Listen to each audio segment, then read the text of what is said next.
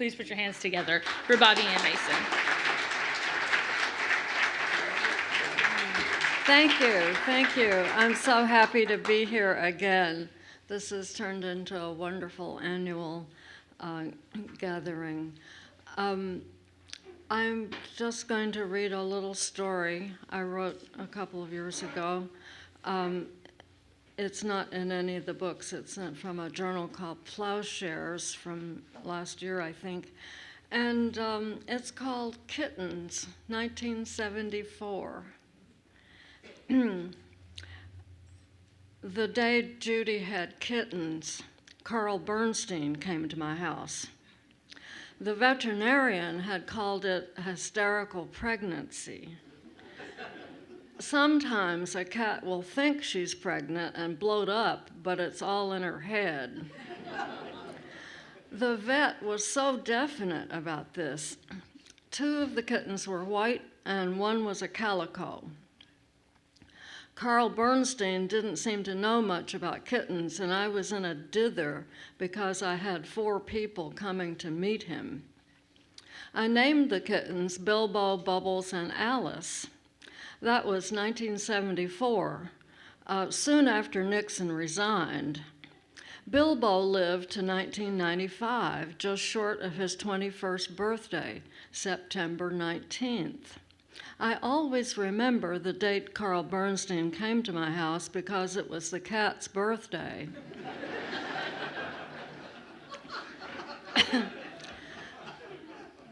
Judy had secured them in the small doghouse I had shoved under the porch. The doghouse was blue, with the name Max stenciled on it. Max had been hit by a car on New Year's Eve. I cried more over him than I did over my divorce. Even though I hadn't wanted a divorce, it was unavoidable. I lived in the country, alone. Friends tried to get me to move to town, saying it was dangerous to live out there in an old farmhouse after what had happened with Michael. "The Clutter family in Kansas," they screamed. But the Clutters were a big family, rumored to have money, I protested. And I had a secret closet to hide in. Carl Bernstein took a nap on my bed in the room with the secret closet. I imagined him finding the secret closet and hiding in it just for the fun of saying boo. From what I'd read, I thought he would be quite a cut-up. In the car from the airport, I had tried to maneuver him into telling me who Deep Throat was. I didn't know any better, but I figured out later that I must have offended Carl Bernstein. It was as though I hadn't understood Watergate at all.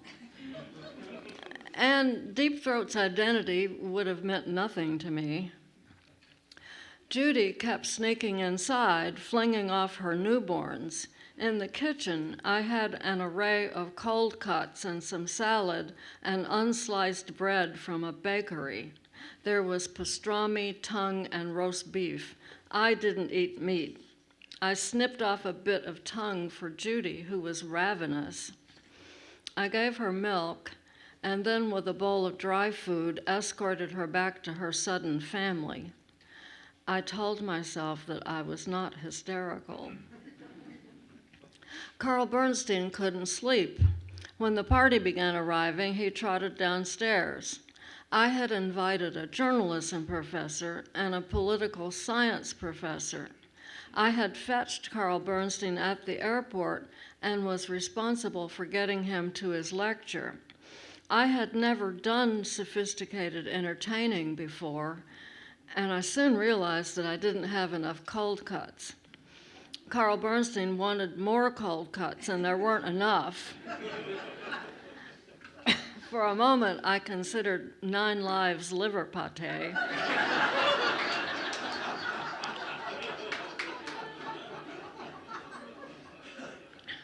At his lecture that evening about his Watergate reporting with Bob Woodward, the audience couldn't get enough. The questions went on and on. It had started to rain, and I was worried about Judy. I planned to bring her and the kittens indoors. At a history professor's house after the lecture, the professor's wife offered Carl Bernstein coffee, and the professor offered him some brandy. He said yes to both. I noticed that he got the coffee, but the professor forgot the brandy, and there was nothing to eat. It was raining heavily, and the roads were slick. The history professor offered to drive Carl Bernstein to the airport, and I headed home. I drove slowly. If I ran into a ditch, I might not be found till morning. I imagined a school bus finding my car nosedived off a bridge into a creek like Chappaquiddick. Of course, my divorce was nothing like Chappaquiddick, and Watergate seemed like an entertainment, a TV soap opera the summer of the hearings. Michael and I had watched the hearings devotedly, cackling over Sam Ervin's Southern humor and the hilarious bagman, Tony Ulasewicz. John Dean's Cancer on the Presidency revelation drew us together. It was another jaw-dropping day when Alexander Butterfield revealed Nixon's taping system. Michael and I were as tight together as we had ever been, and I never thought we would part. In fact, we made love as soon as Sam Ervin gavelled the session to a close that day, Butterfield testified. I remember how Judy, who was a kitten then, scampered up and down the bed, purring and swishing her tail on us as we throbbed together, joining us, celebrating. We were laughing. When Michael came up for parole, he sent me letters of apology. He still claimed he didn't know his embezzling spree was a federal crime. He wanted me back. I told him I'd think about it. I knew I would say yes if he could magically bring Max back with him. I said yes anyway because nothing since we split up had been even slightly better than crap. Now we live in California. Life is jolly. We have a cat and a dog, and enough scandals on cable to keep us going throughout our old age. I see Carl Bernstein on CNN, all saggy and puffed and white-headed, and I wonder if he remembers going to a stranger's house the day a trio of unexpected kittens was born.